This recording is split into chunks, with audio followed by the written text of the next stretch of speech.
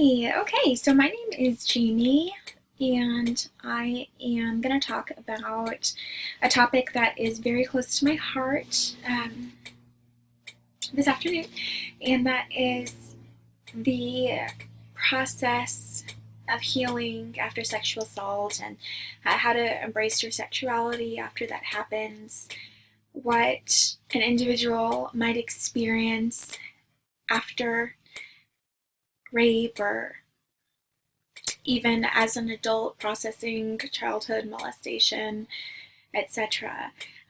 It is a difficult topic, even to speak on. It brings up a lot of emotion in others, and it is a topic that I believe needs to be discussed and also needs to be faced and approached in a gentle, loving way by those who have experienced sexual assault and molestation. I 100% believe that it is the Lord's heart that these feelings and emotions that are associated with trauma and with regards to future sexual experiences should be addressed. I really believe it's His heart, and that He just wants, you to know that He loves you, that He's there with you as you process your feelings, your emotions, your thoughts, your behaviors, etc. That He's right there, and that as you listen to Him and yield yourself to Him, He will guide you along the right path and to the right person, and you'll see His justice and your ultimate victory, which has already been purchased for and is there and available for you to take hold of, so that you're able to live the life that He wants you to. So I had a few questions that I wanted to address, and the first one that I had written, and I'm going to have to look at my notes, there's a lot to say, and it's on my computer, which I can't look at right now because we're doing the video. So, okay, so the first one that I wanted to touch on was, will I ever be able to have a normal sex life? And so I wanted to just talk about, the concept of a normal sex life first, what that means. I know that I'm not married, but what I imagine a normal sex life to be is I wrote it here, being able to be naked with your spouse and share an intimacy that you share with no one else on earth. It is within the framework of fidelity, trust, friendship, and love. So that is my idea of what a normal sex life would be. I think sometimes the media or secular culture portrays sex as the ultimate end, with dating or marriage as the means, when really I believe the ultimate end would be relationship with your spouse. So the means to accomplishing successful relationship, I believe, is doing life together. And yes, sex is a part of life. Sex also serves as the means to populating the earth, so that is something. It is also highly pleasurable and a reminder that God is good and interested in our personal enjoyment and satisfaction. Pleasure in sex, or how to be good in bed, is not necessarily the topic of this video. It will be addressed in a separate one, but I want to look today specifically at how a survivor of sexual assault views sex. So how do sexual assault victims view sex, right? It's an interesting paradigm that we step into after such a devastating atrocity occurs. On one hand, sex is a means through which we've been exploited, abused, degraded, injured, and taught to believe we're powerless. Yet we see images every day of women seemingly enjoying their sexuality. We might not understand or relate to that type of woman. This can cause us to feel bitter or angry at both men and women who seem to behave freely and expressively embrace their sexuality.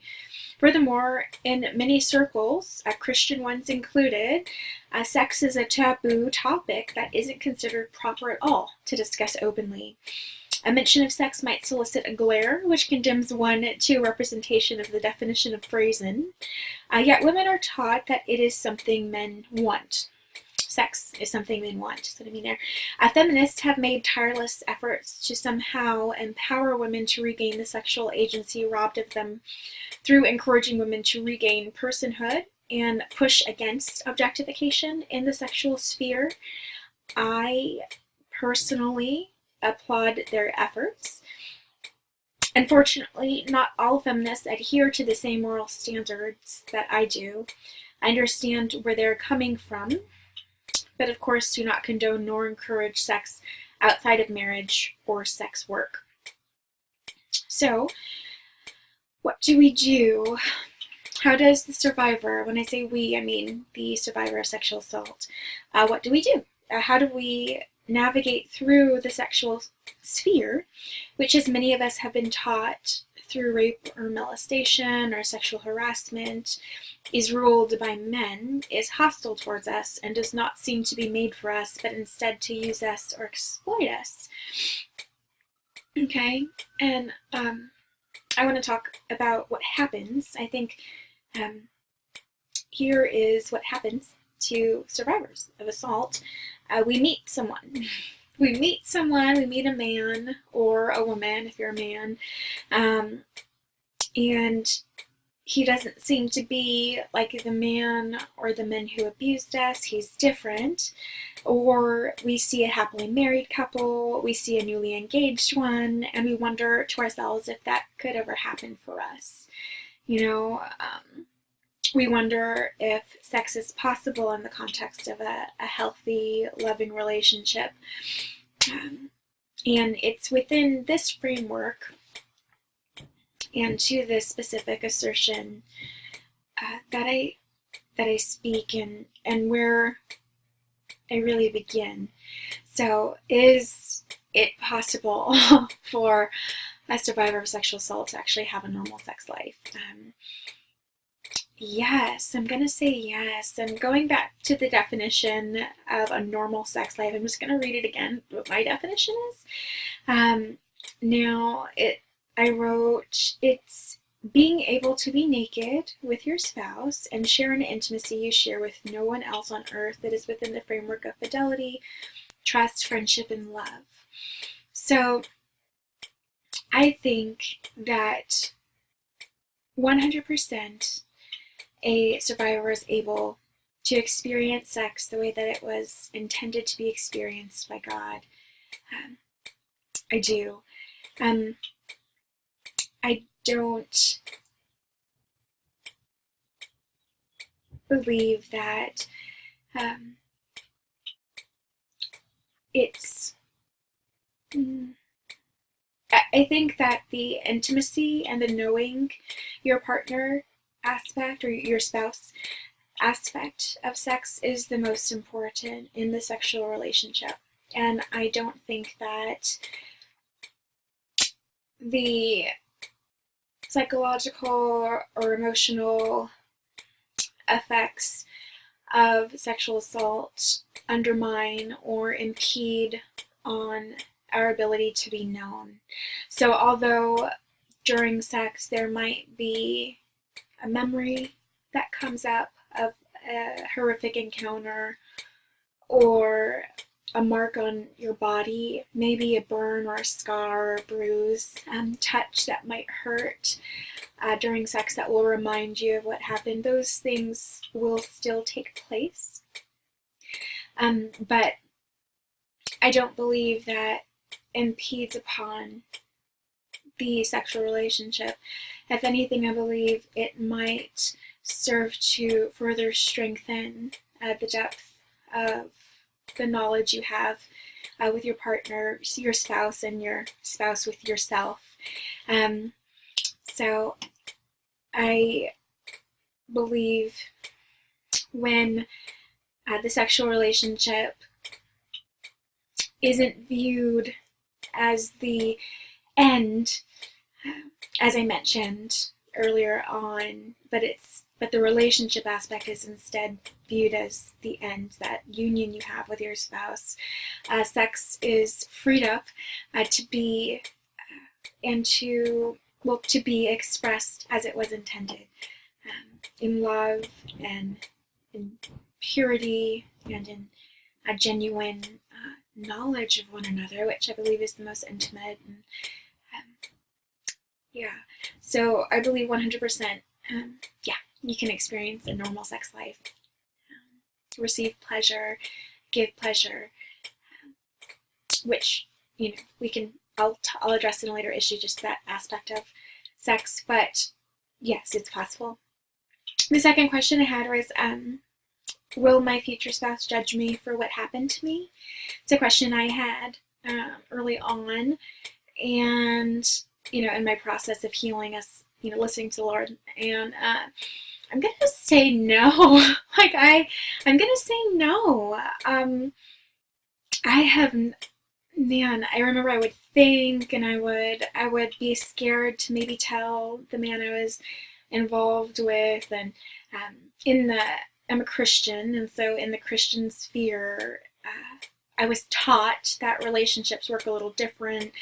How it goes is, a man approaches you, says he wants to pray, you're talking about marriage right away. I was just really taught somewhat traditional, some may call it old-fashioned way of courtship and, the road to marriage. And so that's just kind of how it's been done for me after I converted to Christianity. And so I would just be I was scared in the beginning, about how the man, would view me. I was told, by women that, my value had gone down because I had been raped. And I just had a really bad understanding, I think, of the whole topic. But it's quite honestly been men who have been my biggest supporters through my journey.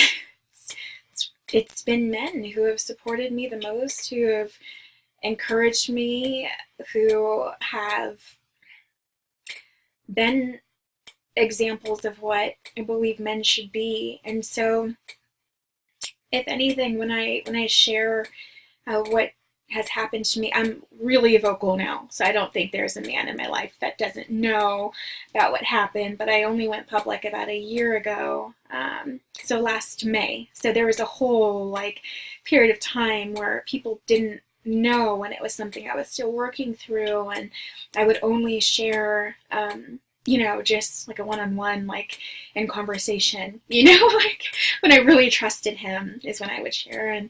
But it was always met with tremendous sympathy in a very healthy way. So not pity. I want to make that distinction. Not pity, but sympathy, empathy, and just a desire to really be a different type of man in my life. And that was incredibly surprising and really life-changing. I didn't expect that. The men I had known were not like that.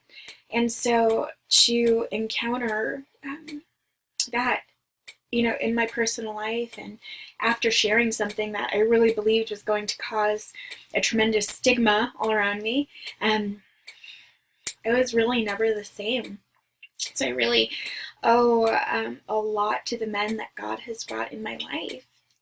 For me, being here today and, being able to talk so openly about it. And the men that, I have been involved with over the past year, or even since I've been public, and, praying and, pursuing God's will in regards to our futures, etc. Every one of them has been absolutely just phenomenal.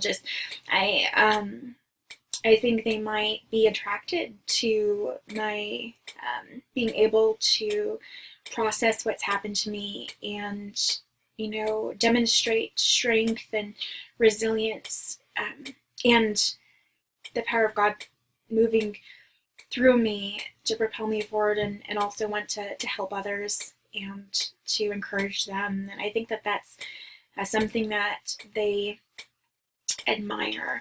And so I haven't met one man who, not one, who has judged me or who I've felt, would, rule me out, as far as a prospective wife, etc.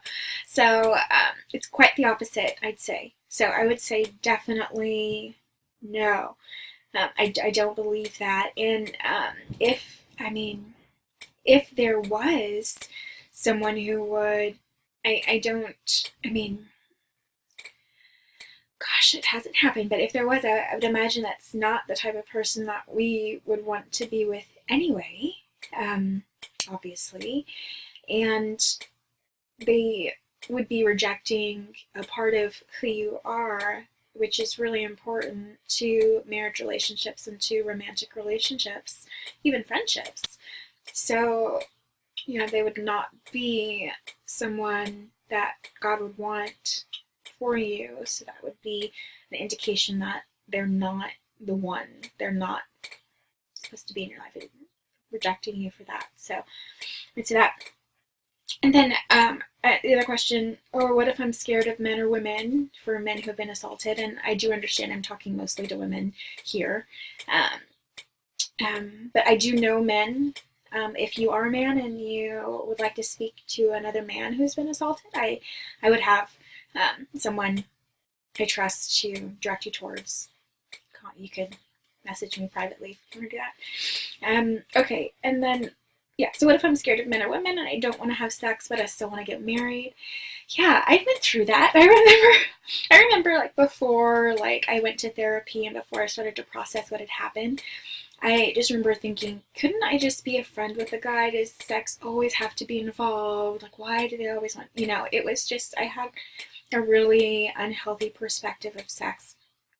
I will say, and I'm speaking speculatively here, and I would welcome, feedback with regards to this, because I am not a man, and so I don't know exactly how men think, but I have asked, and male friends and men, and I know them pretty well.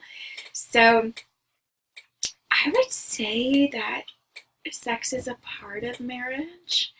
I think that that's something that men and women both want in marriage.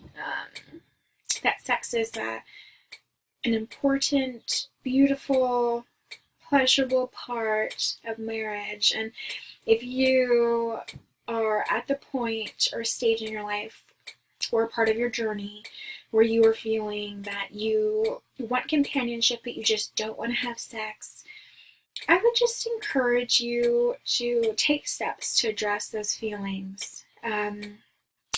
Sex is God-given, it's very natural, and it, I know, will be a wonderful experience in marriage. So I would just encourage you to think about why you think that, talk about it with the Lord, address that feeling you have, and know that that can go away, and you can reach a point, like I did have, where you're excited for sex and marriage, where you are looking forward to that, where you want that to be a part of your marriage and with the person that you want to spend the rest of your life with in that way. So yeah, I would say if you're feeling that, and I was there about 5 or 6 years ago, so I understand. If you're feeling that, I would just have you know that the perspective that you have of sex is not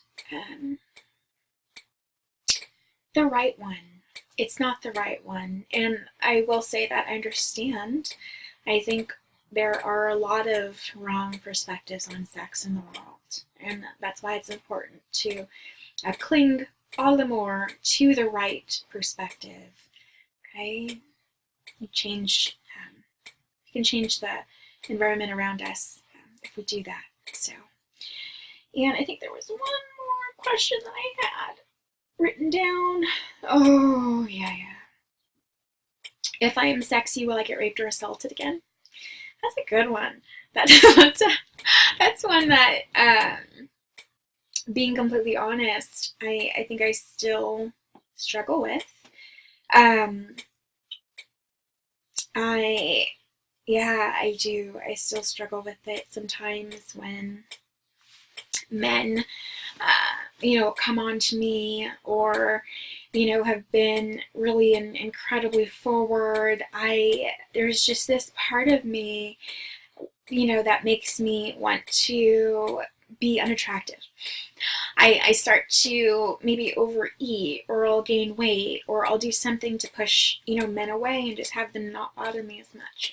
Um, because I've found that the more attractive I am, the more men come on to me, and the more I'm, processing that, and I don't have time to do that anyway. And sometimes yeah. So I understand this question, and well, I wrote it also, but the heart behind it, and I know many people that ask this all the time. I hear this question asked, and so that's why I say I understand the question. And I remember this happens. I still sense that I am threatened by rape on a daily basis. I do. Sometimes I'll be in an encounter with a man, and I will just get the impression that they are being hostile towards me and they're being threatening. That happens, and I think that it has to do with male insecurity, with the misogyny that's so prevalent in the world. I hear stories of, women who attempt to politely reject demands and dance, and are then treated horribly, with verbal abuse, etc. And so I guess I want to say that we still live in a world where these things, horrible things, rape, murder, take place, and it's not God's will that they happen. He doesn't cause these things to teach us a lesson or to discipline us. He's given humankind free will, and people make wrong, evil decisions, and that can affect everyone. What I've come to believe, however, is that should not affect my life to the extent that I'm governed by fear of what could happen. I believe in God's goodness. I believe in His protection over me. I am well aware that there are places all over the world where it's completely legal for women to be raped, where women are viewed as property. I'm 100% aware of that. I am aware of the statistics with regards to convictions for rape, and I understand that to a lot of people it's not something that is a priority, which is why I want to change the world in the way that I do, because I believe God is calling specific people to step forward in this way to change the way things are and the perceptions right now that seem to be very ingrained in our culture with regards to women and sex and the dynamic between men and women as it stands today. And so statistically speaking, there is no connection between the attractiveness of a woman and her being raped. Rape, through my research and studies, isn't a crime that is entirely about sexual pleasure and being attracted to someone. It's about power, and it isn't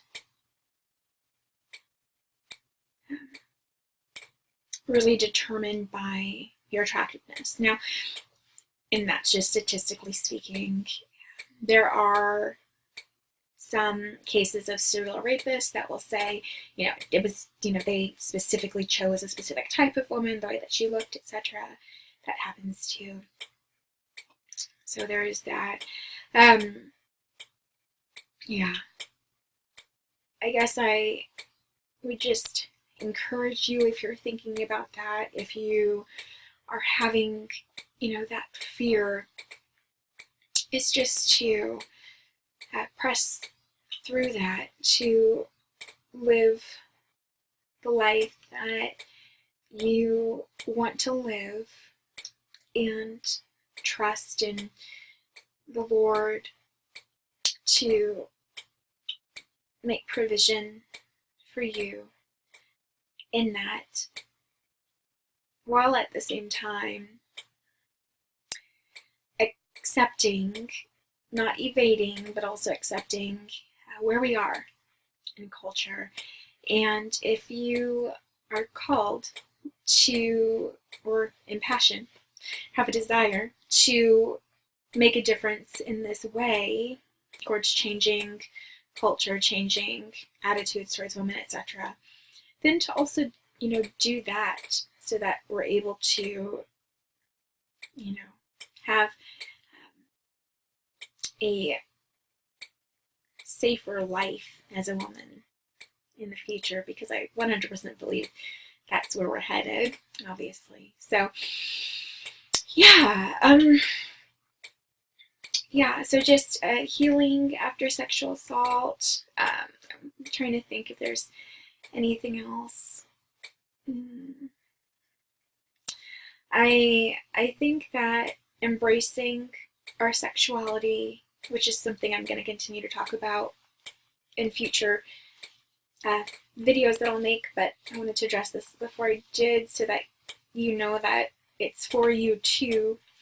But embracing our sexuality is, I think, an important aspect of falling in love with someone too, and of allowing ourselves to feel those emotions for someone, and look forward to marriage and ultimately knowing them and being known by them.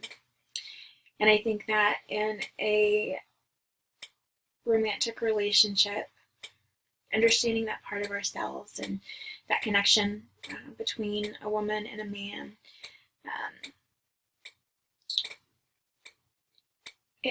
it's an important, unique connection, and it's a fun one, and a healthy one, and talk more about that. But definitely possible. Definitely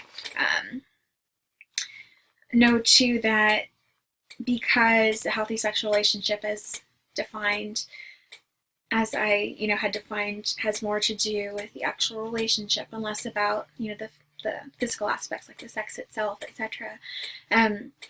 It's entirely possible to have your partner be there while you're going through your journey. Like, you don't have to have quote unquote arrived at your place of total healing before you're able to experience romance or fall in love, or if you're already in a relationship, it's not as though or marriage. It's not as though you feel as though you have to start all over if you're just now beginning to address these issues. They will be there for you. Okay, I think that's everything.